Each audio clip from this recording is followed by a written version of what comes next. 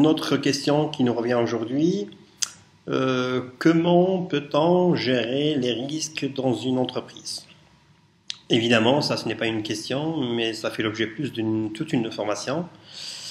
Donc, pour répondre un peu à cette question, faudrait-il d'abord définir qu'est-ce qu'un risque? Et là, tout le monde confond entre la définition de risque et la définition de danger. Il est très important de connaître la différence entre la définition d'un risque et la définition d'un danger.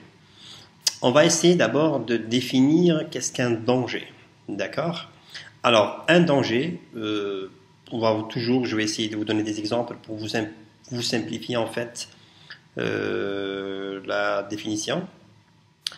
Essayez d'imaginer encore une fois que vous êtes en train de conduire votre véhicule en pleine vitesse et subitement vous passez sur un clou, sur un morceau de métal qui va faire éclater votre roue. Évidemment, plusieurs possibilités s'offrent. On peut justement rencontrer que le véhicule va faire plusieurs tonneaux et suite à ça, il y aura des blessures graves.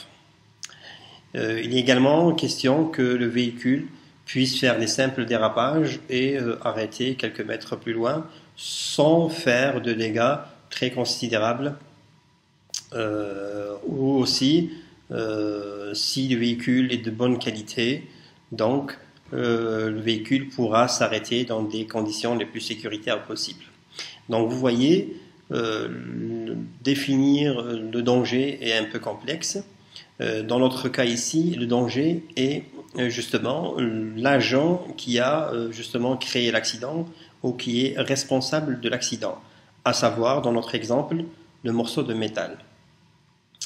Et les conséquences de justement ce morceau de métal, à savoir dans notre cas le dérapage, les tonneaux ou justement un simple arrêt d'urgence, sont justement les risques qui sont engendrés par l'agent. Évidemment, ces risques sont évalués en fonction de plusieurs paramètres, dans notre cas de la qualité de la voiture, de la vitesse du véhicule, du comportement du consommateur, de l'état de la route, des conditions justement des conditions climatiques. Et vous voyez, donc, si on change un des paramètres, le risque va changer. Si le véhicule était de moindre qualité, le risque va augmenter. Si la route était de moindre qualité, également, le risque de l'accident aurait été plus important. Et donc, le danger, par définition, c'est l'agent qui est responsable du risque justement ou de l'accident. Le risque, quant à lui, c'est les probabilités justement de tout ce qui va être engendré par la suite. Si on revient maintenant dans notre secteur, à savoir l'agroalimentaire ou le pharmaceutique, on peut donner comme exemple un danger une bactérie donnée. Par exemple, le salmonelle, donc Salmonella typhi, ou bien le Clostridium botulinum, ou bien l'hystériose, appelez ça comme vous voulez. Donc une bactérie donnée représente le danger. Cette même bactérie, si on l'incorpore dans le lait, dans le yaourt, dans le jus, ou bien dans une autre matrice alimentaire, va se comporter justement de manière très différente. Donc vous voyez, le danger est toujours le même, étant la bactérie Clostridium. Par contre, les risques changent en fonction justement de la matrice alimentaire. Si on prend maintenant la même bactérie et on l'incorpore dans la même matrice alimentaire, donc le même aliment, la même bactérie pourra donner des risques différents, par exemple entre l'hiver et l'été. L'été, il fait plus chaud, donc la bactérie se développe assez rapidement. L'hiver, évidemment, les températures sont plus basses et donc le risque diminue. Donc vous voyez, pour le même danger, le risque peut monter ou diminuer en fonction de la région géographique, par exemple, en fonction des conditions climatiques, en fonction de la matrice alimentaire, en fonction de plusieurs paramètres. Et donc, par définition, un risque, c'est les conséquences ou c'est la probabilité de la gravité, hein, on parle toujours de gravité, et de la fréquence, justement, de danger. Donc, un danger donné peut venir, ou bien peut arriver une fois par année, comme il peut arriver une fois par mois, comme il peut arriver une fois par semaine. Et là, évidemment, le risque n'est pas le même. Évidemment, plus le danger arrive souvent, plus le risque est plus important. Donc, vous voyez, le rapport ou la passation d'un danger à un risque, en général, se fait par deux principaux facteurs. Le premier étant la gravité, c'est-à-dire que pour un certain danger donné, exemple une telle bactérie, le risque peut être grave ou pas. Le deuxième paramètre est la fréquence ou bien la répétabilité. Donc pour certains dangers donnés, le même danger peut apparaître, comme je viens de l'expliquer, une fois par mois, une fois par année ou une fois par tous les 5 ans. Et le risque derrière ça n'est pas le même. Évidemment, plus le danger arrive souvent, plus le risque est élevé.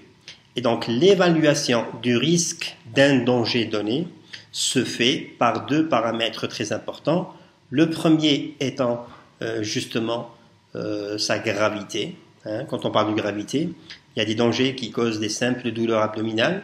D'autres dangers peuvent causer des paralysies cérébrales ou musculaires. Donc vous voyez, donc, le risque n'est pas le même. Et aussi de la répétabilité ou de la fréquence. Et donc, si on prend le facteur danger, on le multiplie par la gravité fois un coefficient, plus la fréquence ou bien la répétabilité fois un coefficient, on va trouver notre justement risque à évaluer pour un danger donné dans des conditions données. C'est très important de parler de conditions. Et bien sûr, des fois, on peut également parler d'autres paramètres tels que la facilité de détecter ou bien la détectabilité d'un danger. Donc certains dangers sont facilement détectables, d'autres sont très difficiles à détecter. Ça aussi, c'est un autre paramètre qu'on peut justement inclure dans notre formule de calcul pour qu'on puisse justement établir et classer les différents dangers selon, ou bien les différents risques selon la gravité, la répétabilité ou bien la fréquence et la détectabilité d'un danger donné. Pour ce qui est des dangers maintenant, les dangers c'est très simple, ils peuvent être de 3 natures différentes, pas plus. Le danger peut être de nature biologique, exemple une bactérie, un virus, enfin un micro-organisme, un insecte, un animal, un rongeur. Donc vous voyez, il est vivant. Donc là, on parle de danger biologique. D'accord ? Le deuxième type, c'est le danger chimique. Là aussi, il est important de les connaître. On peut parler, à titre d'exemple, comme bien des traces d'antibiotiques qu'on peut trouver dans le lait ou dans la viande. Ça, c'est un danger chimique.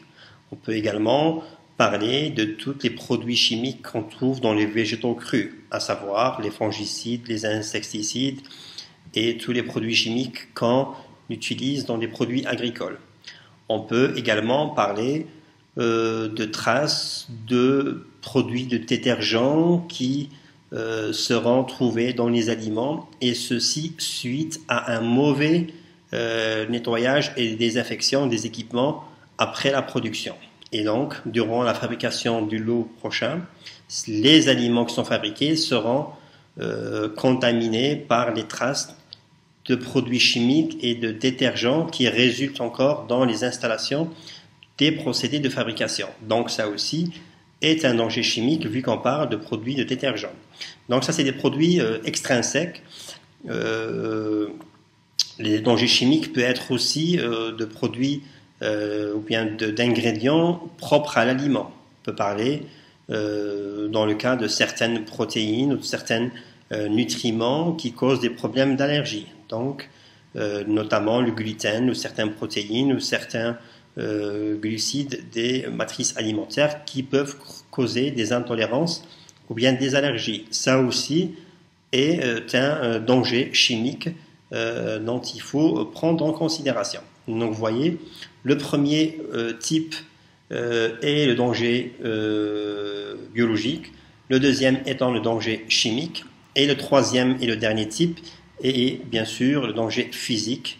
Et là, à titre d'exemple, on peut citer des morceaux ou bien des éclats de verre qu'on peut trouver accidentellement dans un aliment suite justement au bris de morceaux de verre durant le processus de fabrication, très souvent causé par l'explosion de lampes ou bien de thermomètres à mercure qui sont dans les nouvelles bonnes pratiques de fabrication interdits en process de fabrication.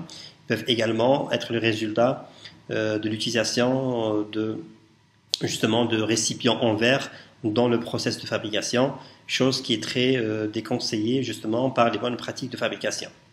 Donc ça, pour ce qui est du verre, on peut trouver aussi des cheveux et des poils dans les substances alimentaires. On peut trouver des traces de métaux qui sont le résultat de la dégradation justement de tout l'aspect mécanique des machines et des process durant la fabrication. Donc vous voyez, le troisième type, c'est le danger physique, et on parle d'un produit physique et non pas d'un produit chimique ou d'un produit vivant tel que les bactéries. Donc voilà en gros, le danger, c'est l'agent responsable de l'accident et du risque. Il peut être de trois natures, biologique, chimique ou physique. Le risque, quant à lui, c'est les probabilités et les conséquences du danger, à savoir la relation avec sa répétabilité ou bien sa fréquence, également avec sa gravité, et enfin, dans certains cas, avec la facilité de le détecter ou pas. Voilà, donc en gros, le danger, c'est l'agent ou bien c'est le morceau de métal qui a fait le problème de l'accident, et le risque, c'est les probabilités qui peuvent arriver durant l'accident, à savoir le dérapage, des tonneaux ou tout simplement un simple arrêt d'urgence.